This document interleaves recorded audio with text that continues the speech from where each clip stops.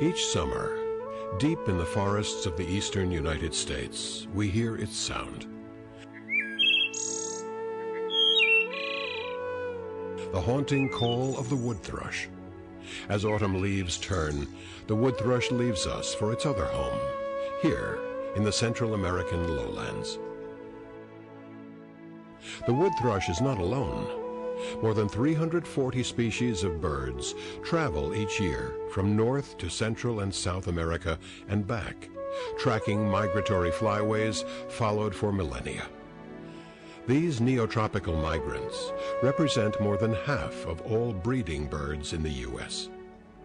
Their epic migrations take them thousands of miles across forests, grasslands, wetlands, cities and suburbs. It's this exposure to so many habitats that make them such effective sentinels of our environment's health. But today, there are 50% fewer wood thrushes than 40 years ago. Or consider the red knot, whose numbers have declined by 80% in just 25 years. In fact, more than 1/3 of all neotropical bird species are in decline. The loss of birds, once common in our backyards, should serve as a wake-up call to us all. Protecting them requires a truly hemispheric effort. It means protecting the wood thrush's forest habitat in Vermont, as well as in Central America, and all their resting places in between. The good news is that one far-sighted legislative act has begun to make this a reality: the Neotropical Migratory Bird Conservation Act. Since its passage in 2000, this act has channeled almost $200 million in conservation funding across the hemisphere to 30 countries in Central and South America, as well as in 40 U.S. states and territories. Bringing conservation partners together, this innovative public-private partnership delivers conservation cost-effectively.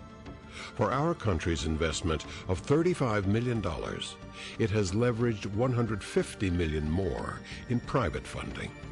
The results can be seen across our hemisphere. Where many migration routes converge in Costa Rica, it has helped create 6 new nature reserves. Following the trail of the bobolink, it's helping to protect thousands of acres of grassland habitat as important bird areas in Argentina, Brazil, and Paraguay, as well as in North America's prairie ecosystems. Where a river of raptors soar over Veracruz, Mexico, conservation partners have started a campaign to protect the forests underneath from clear cutting that support species like Swainson's hawk. Elsewhere, this act has funded campaigns that are helping farmers in Paraguay to adopt organic growing practices, showing Panamanians the benefits to stopping forest clearing, helping Jamaicans to restore bird habitat, and working with community groups in Mexico to promote sustainable ecotourism. These are just a handful of the more than 300 conservation projects brought to life by this act. To date, it has protected more than 3 million acres of vital bird habitat.